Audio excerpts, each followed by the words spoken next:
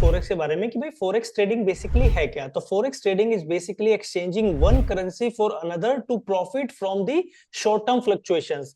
यानी कि जब आप दो फॉरेन करेंसीज के बीच के एक्सचेंज को आप ट्रेडिंग के पर्पस से इस्तेमाल करने लग जाओगे तो that will be called forex trading. ठीक है, अब इसके बाद एक क्वेश्चन आएगा सिद्धार्थ कि व्हाई फोरेक्स, फोरेक्स ही क्यों। तो देखो फोरेक्स जो है ये अराउंड $7 ट्रिलियन की मार्केट है। ये एक दिन में जो हैंड्स एक्सचेंज हो रहे हैं, यानी सिद्धार्थ मान लो किसी पेयर को सेल कर रहा हूं, मैं उस पेयर को बाय कर रहा हूं, या मैं किसी पेयर को बाय कर रहा हूं, इंस्टीट्यूशंस जो है उसको सेल कर रहे हैं, या इंस्टीट्यूशंस बाय कर रहे हैं, सिद्धार्थ सेल कर रहा है। तो जितना भी एक्सचेंज ऑफ हैंड्स है ना, दिस इज अराउंड $7 ट्रिलियन। ये इतनी बड़ी मार्केट है। अगर आप भारत की इकोनॉमी देखो तो ये 3.5 या अराउंड $4 ट्रिलियन के अराउंड है।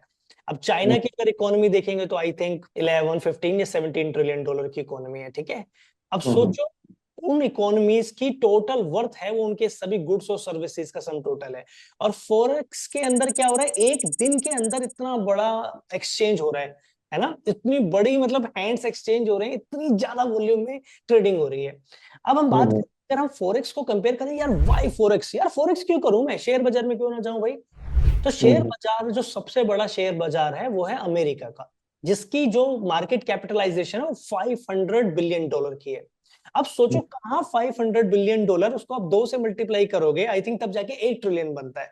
और यानी इसका मतलब अगर आप 14 से मल्टीप्लाई करोगे तब जाके फॉरेक्स के बराबर ट्रांजेक्शन होगी। यानी 14 अमेरिका के जो स्टॉक की जो कैपिटलाइजेशन है उससे 14 टाइम्स बड़ी मार्केट है। ठीक है, सेकेंडली फॉरेक्स के अंदर 24 आवर्स की मार्केट है। जैसे मान लेते हैं सिद्धार्थ एक जॉब पे जाता है, तो सिद्धार्थ अगर नाइट शिफ्ट में जाता है तो सिद्धार्थ के पास सुबह से लेकर के जो लंदन सेशन का समय चल रहा है वो कैपिटलाइज करने के लिए अवेलेबल है। मान लेते हैं सिद्धार्थ सुबह जॉब पे जाता है, शाम को आता है, तो शाम को जब आता है तो न्यूयॉर्क का सेशन चल रहा होता है, तो अभी सिद्धार्थ क्या कर सकता है, अभी न्यूयॉर्क के सेशन से पैसा कमा सकता है।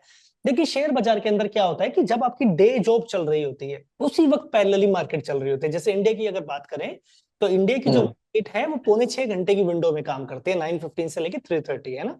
हालांकि प्लान है उसको एक्सटेंड करने का 5 PM तक, पर पता नहीं, गॉड नोस कब होगा। ठीक है, तो ये 6.25 घंटे की विंडो है, and at the same time 99% of the people are into the day job.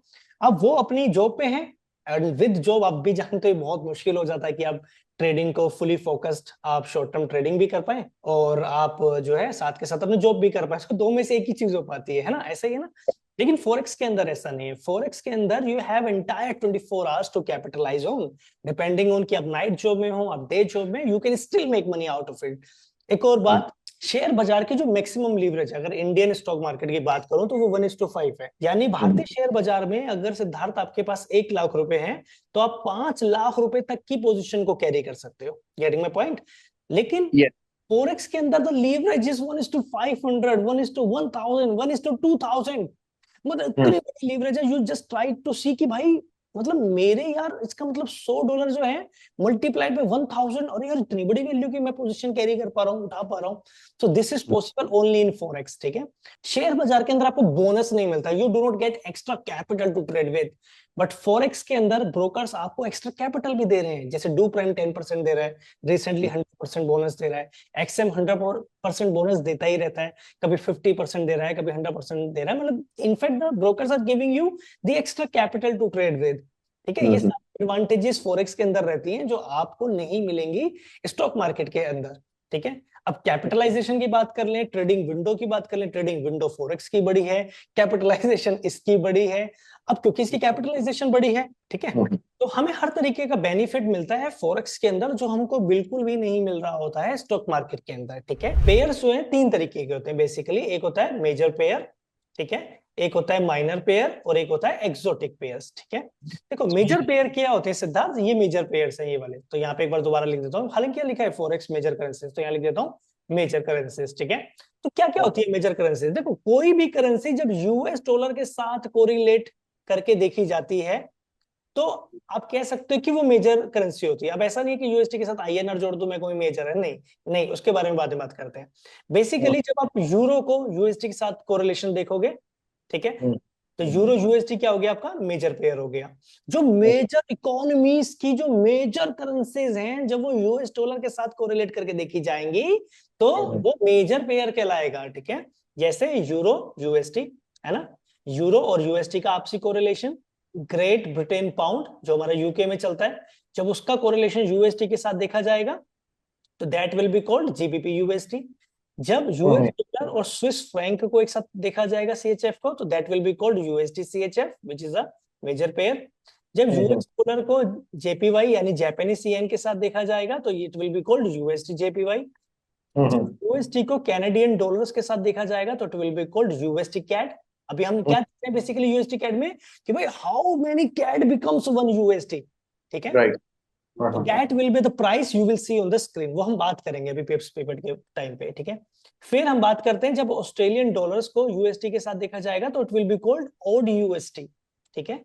ऐसे ही जब न्यूजीलैंड डॉलर्स को यूएस डॉलर्स के साथ देखा जाएगा correlation basically, that will be called NZD USD. तो सिद्धार्थ ये जो 7 पेयर्स है ना 1 2 3 4 5 6 7, तो these 7 pairs are called major pairs. क्यों मेजर पेयर कहते हैं? क्योंकि सिद्धार्थ सबसे ज्यादा ट्रेडिंग, मान लेते हैं देखो पेयर है सिद्धार्थ, मान लेते हैं वहां पे 1 crore is the average exchange of hands, मतलब average transactions are 1 crore a day. और कोई पेयर सिद्धार्थ वहां पे average transaction is like 10 lakh a day. तो यहीं से आप समझ जाओ कि भाई मेजर पेयर ये है, because this pair is majorly traded. भाई अधिकतर तौर पे इस पेयर के अंदर ट्रेडिंग हो रही है, these are major pairs. Major pairs में there are too many traders, आप ऐसा मान के चलो। आप जानते हो सबसे हाईएस्टली ट्रेड होने वाला जो पेयर है पूरे वर्ल्ड में वो कौन सा है? दैट इज यूरो यूएसडी है sir. Euro USD number, yes, number 1 पे आता है यूरो यूएसडी, ठीक है, शॉर्ट में इसको ईयू भी लिख सकते हैं। तो यूरो यूएसडी में बहुत ज्यादा ट्रेडिंग होती है, और फिर जीबीपी यूएसडी, यूएसडी सीएचएफ, और ये सभी मेजर पेयर्स में बहुत ज्यादा ट्रेडिंग होती है। अब होता क्या है सिद्धार्थ, जब बहुत ज्यादा ट्रेडिंग किसी चीज में होती है तो जो बोली लगाई जा रही है, ठीक है, जो बिड लगाई जा रही है बोली कि भाई इतने में, और जो मांग रहा है कि भाई मेरे को दे दो, आस्क, तो होता क्या है सिद्धार्थ, फिर जो बिड होती है, बोली होती है, और जिस प्राइस पे कोई चाह रहा है कि भाई इतना दो मेरे को तो बेचूंगा, तो इनके बीच का जो गैप होता है ना वो कम होता है ना, and this gap is called spread, ठीक है, दिस इज कॉल्ड स्प्रेड। यानी कि कोई कितना डिमांड कर रहा है कि भाई, और कोई कितना पे कह रहा है दूंगा। आपने कहा यार 10 रुपए के हिसाब से मैं खरीदूंगा 1 दर्जन केले, सामने वाला कह रहा है नहीं मैं तो 12 के हिसाब से दूंगा। सामने 12 की डिमांड आस्क कर रहा है और आप बोली लगा रहे हो 10 रुपए की, ठीक है। तो ये जो डिफरेंस है दोनों के बिड और आस्क के बीच में इज कॉल्ड स्प्रेड। आपको समझाता जाऊंगा एग्जांपल से अच्छे अच्छे तरीके से, ठीक है। तो ये होता है स्प्रेड। अब ये जो स्प्रेड है ना सिद्धार्थ, क्योंकि बहुत ज्यादा लोग बोली लगा रहे हैं ना, तो सिद्धार्थ होता क्या है मेजर पेयर में, ये जो स्प्रेड होता है बहुत कम होता है, ठीक है। मेजर पेयर में एक्चुअली क्या हो रहा होगा कि कोई 11.9 पे लगा रहा होगा, कोई 11.8 पे, कोई 11.95 पे, तो आस्क प्राइस भी बहुत नजदीक होगा 11.99, 12, 12.01, तो बहुत कम स्प्रेड होता है। और आपने देखा होगा कि मेजर पेयर में खटैक से एकदम से आपका ऑर्डर स्टार्ट हो जाता है, क्योंकि जो भी प्राइस आप लगा रहे हो देयर इज अ, मान लो आप किसी भी प्राइस पे बाय करो, so there is a seller available at that price, तो आपका ऑर्डर एकदम से एक्टिवेट हो जाएगा डालते के साथ ही, ठीक है, मार्केट एग्जीक्यूशन पे। अब क्या होता है इसके बाद आ जाते हैं Siddharth minor pair. Minor pair में क्या होता है कि जब आप यूएस डॉलर को हटा दोगे, ठीक है, आपने यूएस डॉलर को हटा दिया, अब जो मेजर इकोनॉमीज की करेंसीज हैं जैसे euro, GBP, AUD, NZD, JPY, CHF, जब आप इनको आपस में कोरिलेट कर दोगे तो वो बन जाएंगे माइनर पेयर।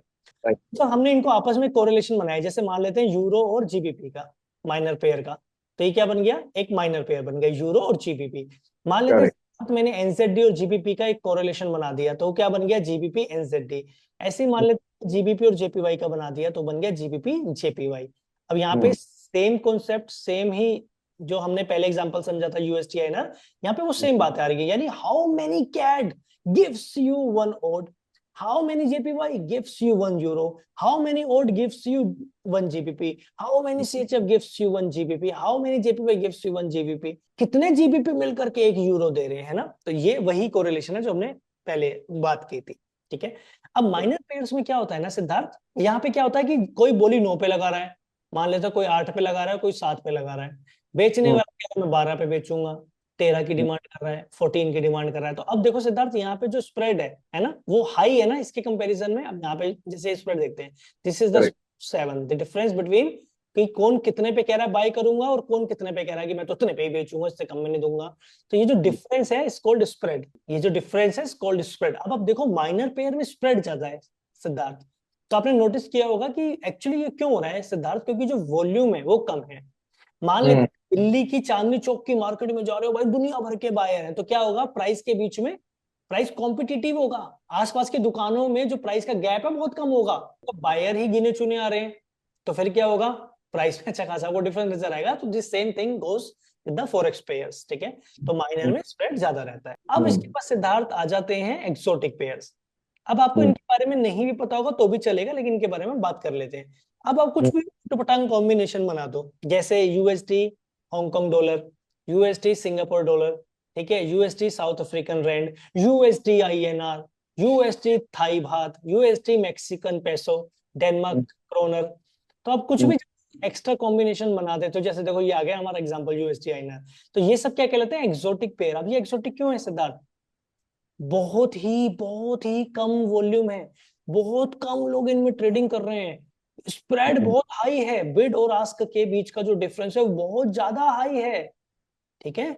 तो क्यों है, क्योंकि बहुत कम लोग ट्रेडिंग कर, देखो बहुत ज्यादा लोग ट्रेडिंग कर रहे हैं, बहुत ज्यादा लोग ट्रेडिंग कर रहे हैं, ठीक है, लोग ट्रेडिंग कर रहे हैं, बहुत रेयर ही कोई ट्रेड कर रहा है, सिंपल एज दैट। एक्चुअली कोई करेगा ही नहीं ना, बिकॉज देखो as soon as you start a trade with let's say 1 lot, अभी वो ट्रेड आपका -100 से स्टार्ट हो रहा है, तो first you have to cover that 100 so that you become profitable. तो कोई लॉजिक नहीं बनता ना। तो लोग क्या है, इसमें ट्रेडिंग नहीं करते हैं, लोग मेजरली मेजर पेयर में ट्रेडिंग करते हैं, and the second best is minor pair. Personally मेरे फेवरेट है माइनर पेयर। एक्चुअली क्या होता है, देखो मेजर पेयर में बहुत ज्यादा वॉल्यूम है, जब किसी चीज में बहुत वॉल्यूम होगी तो उसकी एक दिन की जो रेंज होगी मूवमेंट की वो लिमिटेड होगी। यूरो यूएसडी 10 रुपए से स्टार्ट हुआ और पूरे दिन में 12 का हाई बनाया, ये लो था ये हाई था, तो जो एवरेज रेंज ऑफ वोलेटिलिटी है that is let's say 2।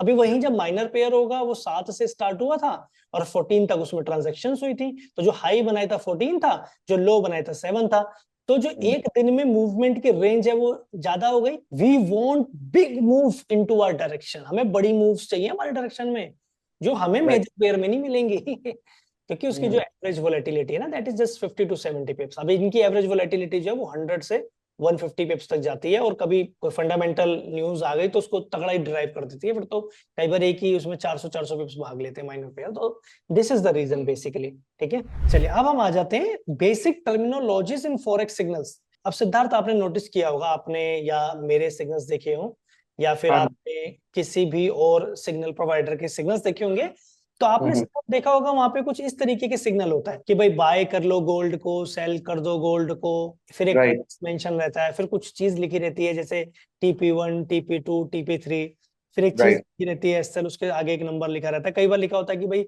Safe bye का लेवल ये है या सेफ सेल का लेवल ये है। देखिए होता क्या है कि लेट से कि मुझे एक सिग्नल सेंड करना है सिद्धार्थ, तो लेट से ये सिग्नल मैंने सेंड कर दिया अपने फॉलोअर्स को, तो वो कह रहा है कि बेस्ड ऑन आइदर कैंडलस्टिक्स और द पैटर्न्स, या मेरी कोई स्ट्रेटेजी है लेट से, उसके बेसिस पे मुझे ऐसा लगता है कि भाई सोने का दाम ऊपर जाएगा, ठीक है, या फिर मैंने सेल का सिग्नल दिया, तो या तो फंडामेंटल रीजन के बेसिस पे, देखो दो ही तरीके से ट्रेडिंग होती है, या तो ट्रेडिंग होती है फंडामेंटल्स के बेसिस पे ट्रेडिंग होती है, या टेक्निकल्स यानी कि कैंडलस्टिक पैटर्न्स के बेसिस पे ट्रेडिंग होती है, ठीक है।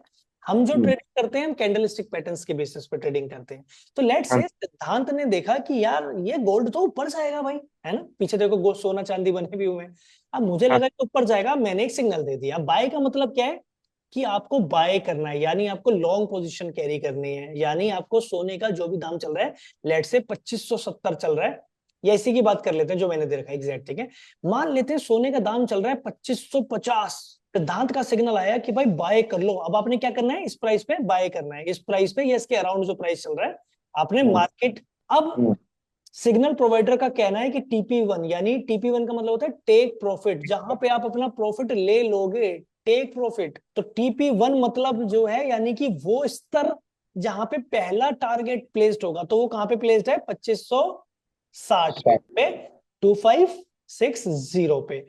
अब उस सिग्नल प्रोवाइडर का कहना है कि भाई जब ये प्राइस ऊपर की तरफ बढ़ेगा ना, तो दूसरा मेरा मानना ये है कि जो उसके बाद जो लेवल जहां पे हम प्रॉफिट को टेक प्रॉफिट कर लेंगे दैट इज कॉल्ड TP2, और वो है 2570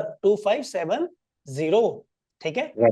तो ये हम एक अनुमान लगा रहे हैं, या तो टेक्निकल बेसिस पे ट्रेड लिया जा रहा है ये, या फिर ये फंडामेंटल के बेसिस पे लिया जा रहा है। अब देखो सिद्धार्थ, ट्रेडिंग में ये तो जरूरी नहीं कि हम हर बार जो अनुमान लगाएंगे वो हर बार ठीक निकल जाए, हम गलत भी कर सकते हैं। लेकिन अगर सिद्धार्थ हम गलत गए और अगर हमने कहीं पे अपने लॉस को नहीं काटा तो हमारे तो 100% कैपिटल रिस्क पे, फिर तो ऐसा ही है। तो कहीं कहीं तो मुझे एसएल यानी कि स्टॉप लॉस कोई तो ऐसा पॉइंट आना चाहिए कि अगर वहां गया तो भाई मैं तो कट कर रहा हूँ बस। मैं मान गलत गया, मैं मान लेता हूँ गोल्ड ने ऊपर नहीं जाना था, अगर 2540 का स्तर आया मैंने काट दिया लॉस में, तो वो जो लॉस है वो कहीं ना कहीं तो मुझे निर्धारित करना पड़ेगा ना, तो that is called stop loss. तो मैं 2540 पे लॉस बुक कर लूंगा और यहाँ पे मैं एंट्री करूंगा। अगर मेरी दिशा में गया तो मैं यहाँ पे प्रॉफिट ले लूंगा, या फिर यहाँ पे प्रॉफिट ले लूंगा, या फिर यहाँ पे आधा बुक कर दूंगा, या फिर आधा यहाँ पे बुक कर दूंगा। अब मान लो सिग्नल प्रोवाइडर ने बोला सेफ बाय, यानी एक ऐसा स्तर कि भाई वहां पे अगर आता है तो आप वहां पे बाय कर लेना अगर आपको वो स्तर मिलता है। मान लेते हैं मैंने बोला 2550 पे खरीद लो, ठीक है, लेकिन मैंने देखा कि यार नीचे एक बड़ा इंपॉर्टेंट सपोर्ट है, अगर ये पुल बैक करके यहाँ पे आता है और मैं यहाँ खरीदूं तो यार मेरा तो लॉस छोटा हो गया। तो वो जो स्तर होता है सेफ लेवल जिसे कहते हैं, क्योंकि वहां पे स्टॉप लॉस छोटा हो जाता है और वहां टारगेट और बड़ा हो जाता है, तो इट्स कॉल्ड सेफ बाय। तो सेफ बाय लेट से 2545 4 5, इस सेफ बाय को हम बेस्ट एसआरवी कहते हैं। एसआर को कहते हैं स्ट्राइक रेट, जिस लेवल पे आप, जिस रेट पे आप स्ट्राइक कर रहे हो अपनी एंट्री को, entering striking at the rate, that is called strike rate, SR. ठीक है, अब ये क्या है, ये एक एसआर है क्योंकि हम यहाँ पे स्ट्राइक कर रहे हैं इस रेट पे, we are basically entering our trade. ठीक है, या फिर बेस्ट स्ट्राइक रेट, यानी वो बेस्ट लेवल अगर वहां मिल गया ना भाई मजे आ जाएंगे, स्टॉप लॉस छोटा हो जाएगा, मेरा टारगेट बड़ा हो जाएगा। अब आ जाते हैं टाइप ऑफ ऑर्डर्स पे। ठीक है, देख ऑर्डर्स होते हैं 6 प्रकार के। ठीक है, और अगर आप उन ऑर्डर्स को सही से एग्जीक्यूट करना सीख जाए तो ये जो राइट साइड पे जो प्रॉफिटेबल आपको स्क्रीन नजर आ रही है आप उसको अचीव कर पाएंगे, ये हमारा ही स्क्रीनशॉट है। ठीक है, अब आपको क्या करना है, अब आपको समझना है कितने टाइप के ऑर्डर्स होते हैं। तो 6 टाइप के ऑर्डर्स होते हैं। मान लेते हैं सिद्धार्थ, आप एक मार्केट प्लेस में जाते हैं, यानी कि लेट से आपको, आप एक सब्जी मंडी में जाते हैं। ठीक है, मान लेते हैं सिद्धार्थ वहां पे जो केले का जो प्राइस चल रहा है वो चल रहा है 70 रुपए दर्जन। केला क्या है, मेरा फेवरेट फ्रूट है, तो मैं उसी का एग्जांपल देता हूँ। ठीक है, मान लेते हैं 70 रुपए दर्जन चल रहा है और आपने सोचा हाँ यार मार्केट में आजकल यही रेट चल रहा है, हर कोई 70 का ही दे रहा है, इसमें सोचने का क्या, लेके खत्म करो। आपने 70 रुपए दर्जन के हिसाब से केले ले लिए। तो आपने क्या करा सिद्धार्थ, आपने मार्केट का जो दाम था ना, जो जस्टिफाइड फील हुआ कि हाँ यार सही है यार, इतना ही होता है, हर एक पेचा बाहर से ले लो मंडी से ले लो इतना ही है, 70 रुपए मिल रहे हैं। तो आपने क्या कहा, मार्केट में दाम चल रहा था, आपने उसी पे ऑर्डर को एग्जीक्यूट कर लिया। जैसे मान लेते हैं मार्केट में दाम चल रहा था 1765 गोल्ड का, हालांकि ये प्राइस बहुत पहले का है, मान लेते हैं ये प्राइस चल रहा था, अब आपने इसी पे स्ट्राइक कर दिया, रेट दिस रेट, आपने इसी रेट पे एंटर कर दिया, तो that is called by order. तो ये बेसिकली क्या है, ये मार्केट एग्जीक्यूशन है, दीज आर एग्जीक्यूशन, यानी मार्केट में जो भी प्राइस चल रहा है आपने उस पर एग्जीक्यूट कर दिया। ठीक है, अर्थात आपने ये 1 दर्जन केले लिए, आप अपने घर पहुंचे, जब आप घर पहुंचे तो आपने देखा पड़ोसी अपने घर के बाहर खड़ा था, आपकी बुराइयां कर रहा था। जैसे आप गए वो चुप हो गया और बोला कि भाई केले तो मुझे भी चाहिए थे सिद्धार्थ भैया, ये केले आप मुझे बेच दे कृपया करके, मेरे पे समय नहीं मार्केट जाने का। अब आपने सोचा इसे कितने का बेचूं, तो आपने सोचा कि भाई एक काम करता हूँ, 80 रुपए की एवरेज पे लोग बेच देते होंगे भाई, 10-1 रुपए ऊपर रख के, आपने कहा भाई 80 का है और आपने 80 में उसको खटैक से सेल कर दिया। उसने आपको तुरंत 80 रुपए, यानी जो प्राइस आपने दिखाया उसने उसी प्राइस को जस्टिफाइड माना और उसी प्राइस पे उसने आपसे बाय करा, यानी आपने उसी प्राइस पे उसको सेल कर दिया। तो आपने मार्केट के जो प्राइस चल रहा था आपने उसी पे एग्जीक्यूशन करा दिया। ठीक है, सिमिलरली मान लेते हैं गोल्ड का दाम आज चल रहा है 2700 लेट से 90। ठीक है, अभी मार्केट में 2790 चला, सिद्धार्थ कह रहा है यार ऑफिस भी जाना है, एक काम करता हूं जो चल रहा ले यार खत्म कर। तो आपने मार्केट में एग्जीक्यूट कर दिया, आपने इंस्टेंट ऑर्डर कहते हैं इसको, कई बार इंस्टेंट ऑर्डर, इंस्टेंट ऑर्डर या फिर मार्केट एग्जीक्यूशन कहते हैं इसको, आप टर्मिनल के अंदर देखेंगे अपने ये चीज, तो इसको इंस्टेंट ऑर्डर पे आपने इंस्टेंट या फिर मार्केट में चल रहे दाम पे खटैक से एग्जीक्यूट कर दिया, बाय कर दिया गोल्ड को कि भाई ये तो ऊपर जाएगा।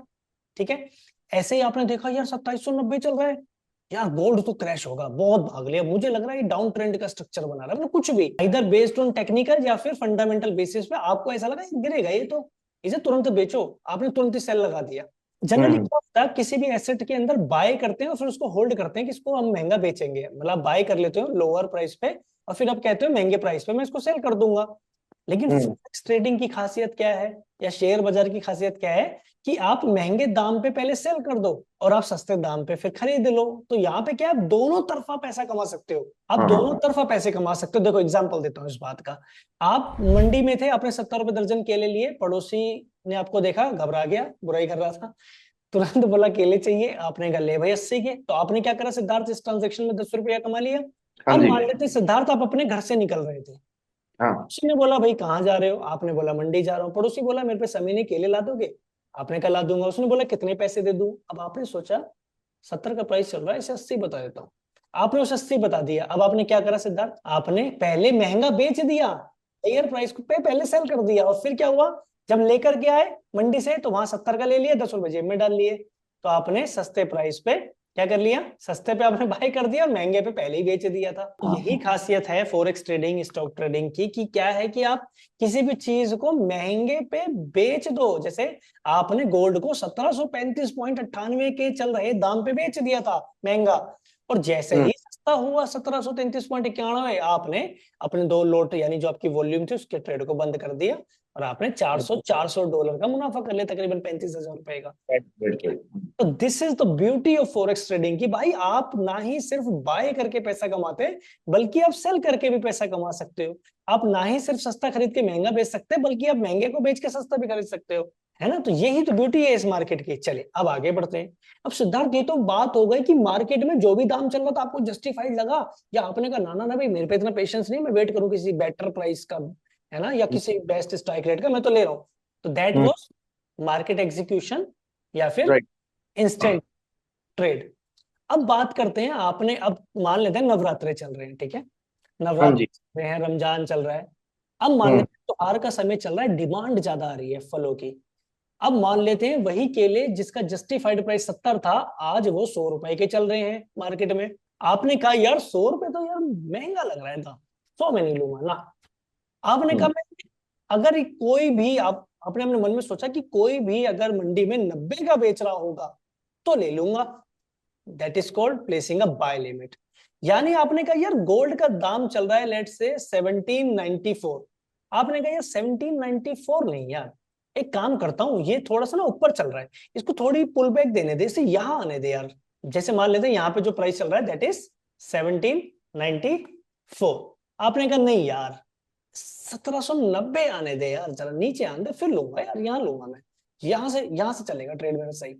ठीक है, तो आपने क्या करा है, बाय लिमिट लगा दी, कितने प्राइस पे, 1790 पे। अब इसको केले वाले एग्जांपल पे आ जाते हैं।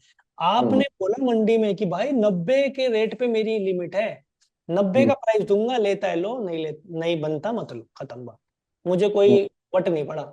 90 में देते हो केले लूंगा, नहीं देते तुम अपने घर में अपने घर। तो that is called by limit. यानी हम मार्केट को ये बता रहे हो कि भाई जब मेरे स्तर पे आएगा ना, वहां चाहिए मुझे, मुझे मार्केट में चल रहे दाम पे नहीं चाहिए। जैसे अभी हम यहाँ कर रहे थे, मार्केट में चल रहे दाम पे बाय कर लेते थे, या फिर मार्केट में चलते हुए दाम पे हम सेल करके मुनाफा कमाने की कोशिश कर रहे थे। अब यहाँ हम अपने दाम पे चलेंगे, अभी सब कुछ सेम है। अब मेरी बाय लिमिट है ना 90 की, अगर तो एग्जीक्यूट हुई, ठीक है, तो मेरा ट्रेड 90 पे एग्जीक्यूट होगा, और फिर जब ऊपर जाएगा 100, 110, 120, जहां मुझे लगता है मेरा टीपी है यानी कि टारगेट प्राइस है, मैं वहां निकल जाऊंगा। सही है।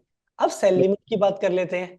आप मंडी के लिए निकल रहे थे, 100 रुपए का दाम चल रहा था, पड़ोसी बाहर लड़ाई कर रहा था, जैसे ही आपको निकलते हुए देखा चुप हो गया, बोला कहाँ जा रहे हो, आपने कहा केले लेने जा रहा हूँ।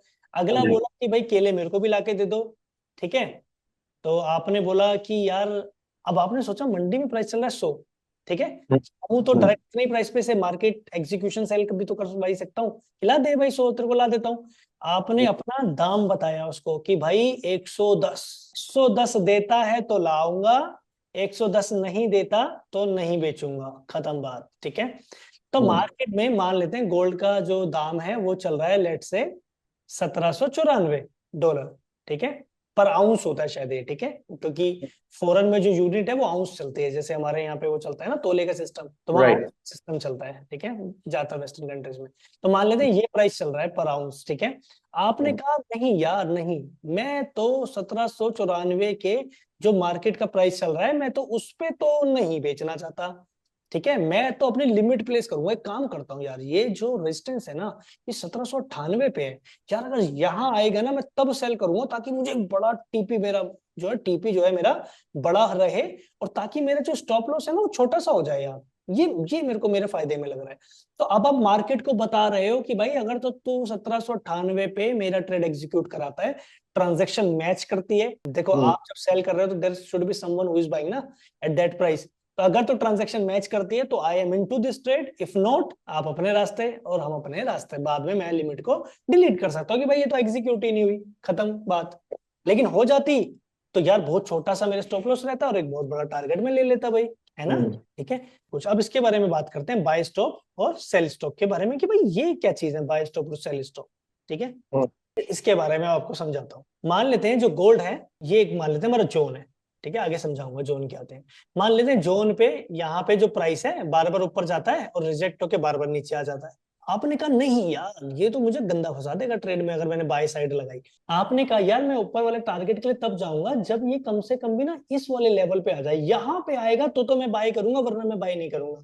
अब होगा क्या सिद्धार्थ, अगर आपने मार्केट एग्जीक्यूशन बाय कर दिया, सही है, ये प्राइस मान लेते हैं आपकी दिशा में ना जा करके ये नीचे क्रैश हो गया, तो आपका तो अकाउंट वॉश हो जाएगा, या फिर जहां स्टॉप लॉस है वो तो हिट हो जाएगा, है ना। Make any sense. अब आप कह रहे हो कि भाई जब तू ये देख ये जो लेवल है मैं यहां लगा रहा हूं क्या, बाय स्टॉप, मतलब अगर तो ये प्राइस कैंडल टच करेगी, जैसे मान लेते हैं ऊपर गई कैंडल रिजेक्ट हो गई और ये मान लेते हैं कैंडल का फॉर्मेशन हो गया, लेकिन टच तो हो गया ना, यानी मार्केट गई ना इस तरफ ट्रांजैक्शन करने के लिए, तो अब आपका ये ट्रेड एग्जीक्यूट हो जाएगा। यानी आप बताओगे कि भाई देख गोल्ड क्या चल रहा है 2790, ठीक है यार, गोल्ड जब तक मेरा ये जो लेवल है ना 2799, अगर तो ये टच करेगा तो मेरा बाय एक्टिवेट हो जाए, तो उसको कहते हैं बाय स्टॉप। यानी ये टच होते ही ट्रांजैक्शन हो गई, ठीक है, बायर सेलर के बीच में।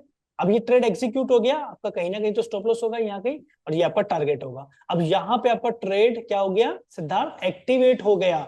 अगर आपको सिद्धार्थ प्राइस के ऊपर जाने के बाद यहाँ एंटर करना था तो आप क्या लगाते हैं, बाय लिमिट। लेकिन मूविंग प्राइस में आप ये चाहते हो कि ऐसा ना हो कि भाई ये हिट और ये ऊपर निकल जाए और मेरा टारगेट भी हिट हो जाए और मैं कमा ना पाऊं, तो आप क्या कर सकते हो उस केस में, आप एक बाय का स्टॉप ऑर्डर लगा सकते हो। जब आप ट्रेडिंग करोगे फॉरेक्स में आगे चल के, तो आप इसको ज्यादा यूज, मैं तो नहीं कर रहा, मैं तो कभी भी यूज नहीं कर रहा इनफैक्ट ये ना, क्योंकि ये उतने काम के नहीं है। हमारे काम की या तो हम डायरेक्ट एंट्री मारेंगे डिपेंडिंग ऑन कितना शॉर्ट ट्रेड है, या फिर हमें सेफ एंट्री लेनी है तो हम लिमिट बेस्ड एंट्री ले लेंगे। ठीक है, अच्छा इनको एक बात हो रहा है, इनको कहते हैं पेंडिंग ऑर्डर। हाँ, पेंडिंग ऑर्डर, इन्हें पेंडिंग ऑर्डर्स कहते हैं। सो दीस ऑर्डर्स विल बी पेंडिंग, कब तक, जब तक आपका दिया हुआ प्राइस पे ट्रांजैक्शन ना हो जाए। And this is also called pending order. ये कब तक पेंडिंग रहेंगे, जब तक आपका दिया हुआ प्राइस मार्केट में अवेलेबल ना हो जाए और आपकी ट्रांजैक्शन मैचिंग ना हो जाए। अगर आप बाय स्टॉप लगा रहे हो तो there must be a seller, right, because forex is a zero sum game. हम या तो मार्केट में डायरेक्ट बाय करेंगे या डायरेक्ट सेल करेंगे। 80% ऑफ द टाइम हम यही कर रहे होंगे, डायरेक्ट बाय और डायरेक्ट सेल, क्योंकि हमारी स्ट्रेटेजी ऐसी खतरनाक है, उसका विन रेट भी ज्यादा है। हम 20 to 25% यूज करेंगे बाय लिमिट या सेल लिमिट, और यकीन मानो हम इसे कभी भी यूज नहीं करने वाले, बस हमें नॉलेज होनी चाहिए इसकी।